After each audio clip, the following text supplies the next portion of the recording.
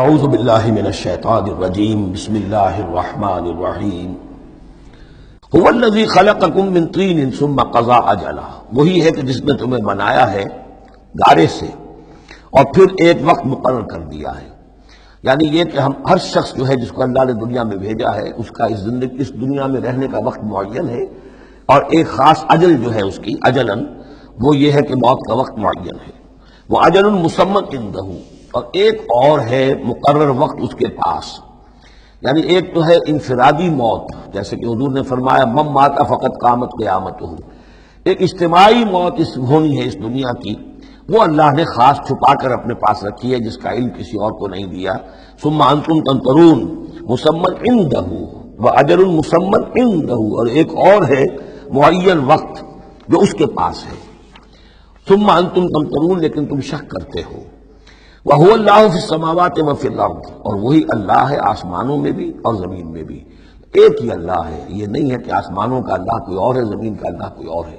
ہاں فرشتے ہیں، فرشتوں کے طبقات ہیں، زمین کے فرشتے ہیں، فضا کے فرشتے ہیں، آسمانوں کے فرشتے ہیں، ہر آسمان کے فرشتے ہیں، پھر یہ کہ ملائکہ مقربین ہیں.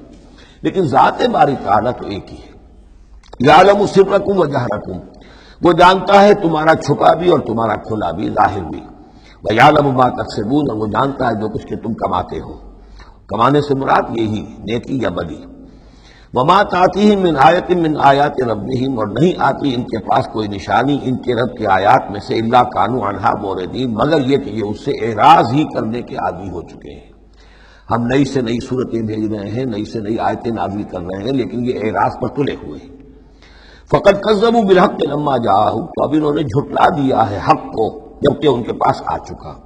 اب یہ قد کذبوا جو ہے اس کا اندازہ کیجیے آپ کہ چونکہ یہ مکی دور کے آخری زمانے کی صورتیں ہیں، تو گویا کہ 12 برس تقریباً ہو چکے ہیں حضور کو دعوت دیتے ہوئے. اس حوالے سے ابھی تک جو لوگ اڑے ہوئے ہیں وہ گویا کہ پوری طرح ضد پر ہٹ پر جو ہے وہ پوری طریقے سے جم چکے ہیں. فقد کذبوا، بے شک جھٹلا چکے ہیں ان لوگوں نے، جھٹلا دیا ہے بالحق کے حق کو، لما جاءہم، جب کہ ان کے پاس آیا. فسوف یاتیہم انباء ما کانوا بہ یستہزئون، تو اب جلد ہی ان کے پاس آ جائے گی حقیقت اور خبر ان چیزوں کی جس کا یہ مذاق اڑایا کرتے تھے. یعنی یہ مذاق اڑاتے تھے کہ عذاب عذاب عذاب دھمکی دیتے ہوئے محمد کو 11 سال ہو گئے، 12 سال ہو گئے، کان پک گئے ہمارے، عذاب آئے گا عذاب آئے گا عذاب آئے گا. کوئی عذاب آیا نہیں، خالی دھونس جماتے ہیں. تو اس کا جو استہزاء کرتے تھے، اب عنقریب وہ دور شروع ہو رہا ہے کہ پھر جن چیزوں کا یہ مذاق اڑایا کرتے تھے اس کی حقیقت ان پر کھلنی شروع ہو جائے گی. یہ سمجھ لیجئے کہ اس جو گروپ کی 2 صورتیں ہیں، یہ مکیات انعام و اعراف، اس کے بعد سورہ انفال اور سورہ توبہ میں مشرکین مکہ کے لیے عذاب الہی کا بیان ہے. اس لیے کہ عذاب کی پہلی قسط ان پر غزوہ بدر میں آئی ہے، لہذا غزوہ بدر پر مشتمل ہے اس کے حالات پر سورہ انفال، اور ان کے عذاب کی آخری صورت وہ ہے کہ جو سورہ توبہ میں آئی ہے. لہذا یہ 2 صورتیں کہ جو مشرکین مکہ یا مشرکین عرب پر اتمام حجت کی صورتیں ہیں، انعام و اعراف، ان کو جمع کر دیا، اور پھر ان پر عذاب الہی کی جو صورتیں ہیں، ایک ابتدائی اور ایک اختتامی شکل کی حامل، ان دونوں کو یکجا کر دیا. تو 2 مکی 2 مدنی کا یہ گروپ بن گیا.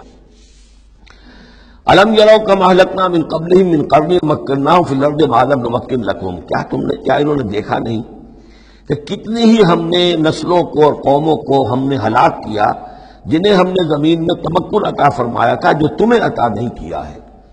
قوم عاد کتنی زبردست قوم تھی، اسی جزیرہ نماء عرب میں آباد تھی، تمہیں اس کے حالات کچھ معلوم ہیں، قصے تمہیں معلوم ہے. قوم سمود کتنی بڑی قوم تھی، جتنا دبدبہ اس کا تھا، جس طرح کہ اس نے اپنے پہاڑ تراش کر اور چٹانیں تراش کر محل بنائے تھے. ذرا تصور کرو اے قریش مکہ، تمہیں تو وہ چیزیں نصیب بھی نہیں ہوئی ہیں. تو جب ہم نے انہیں ہلاک کر دیا، وَأَرْسَلْنَا السَّمَاءَ عَلَيْهِم مِّدْرَارًا، اور ہم نے ان پر آسمان بھیجا موسلا دھار، یعنی ان پر خوب بارشیں برسائی ہم نے. اور بارش ظاہر بات ہے ماہ مبارکہ ہوتا ہے، اس سے زمین کی رویدگی نکلتی ہے. وَجَعَلْنَا الْأَنْهَارَ تَجْرِي مِن تَحْتِهِمْ، اور ہم نے دریا بہا دیے، نہریں بہا دی ان کے دامن میں، ان کے نیچے. فَأَهْلَكْنَاهُمْ بِذُنُوبِهِمْ، تو ان کو بھی ہم نے ان کے گناہوں کے پاداش اور اعراض اور کفر کے پاداش میں ہلاک کر دیا. تو مطلب یہ ہے کہ پھر تم کس کھیت کی مولی ہو؟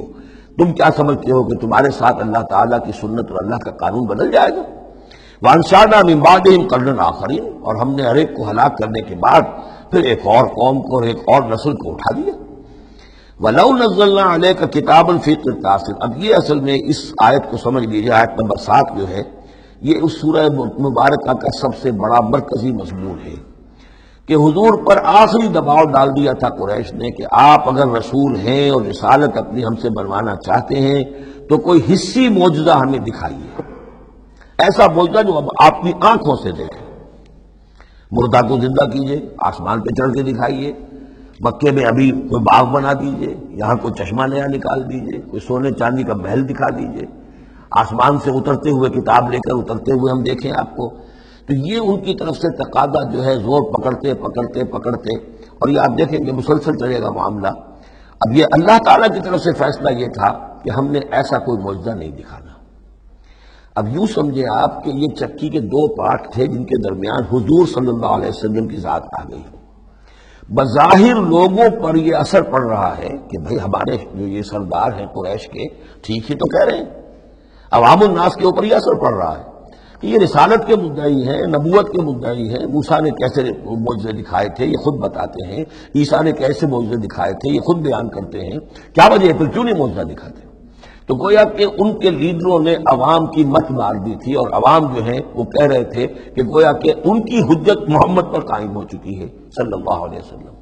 ادھر اللہ کا فیصلہ یہ ہے کہ ہم نے ایسا معجزہ نہیں دکھانا، جو بھی حق کا طالب ہے قرآن ہم نے نازل کر دیا ہے، یہی معجزہ ہے.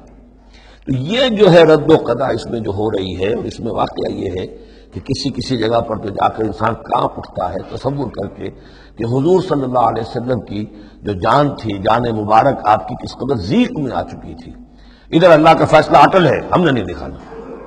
ادھر وہ کہہ دکھاؤ، اگر تم ہو واقعی، اگر نبی ہو رسول ہو تو معجزہ کیوں نہیں دکھاتے؟ تو اس کے درمیان گویا کہ ان کے لیے، اور یہ اس کا مرکزی مضمون ہے صورت کا. اور کچھ آگے چل کر جب یہ اپنے کلائمیکس کو پہنچے گا تو واقعہ یہ کہ رونگٹے کھڑے ہو جاتے ہیں. فرمایا وَلَوْ نَزَّلْنَا عَلَيْكَ كِتَابًا فِي قِرْطَاسٍ.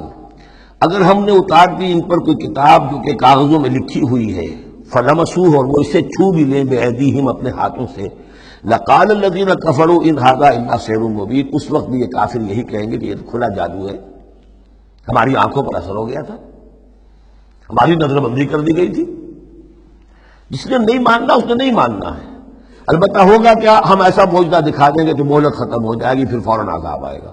اس لیے ابھی ہماری رحمت کا تقاضا یہ ہے، ہم انہیں مہلت اور دینا چاہتے ہیں، ابھی اور اس کو دودھ کو بلونا ہے، شاید اس میں سے کچھ اور مکھن بھی نکل آئے. اس لیے ہم معجزہ نہیں دکھا رہے. معجزہ دکھائیں گے مہلت ختم ہو جائے گی، عذاب فوراً آ جائے گا. صدق اللہ العظیم.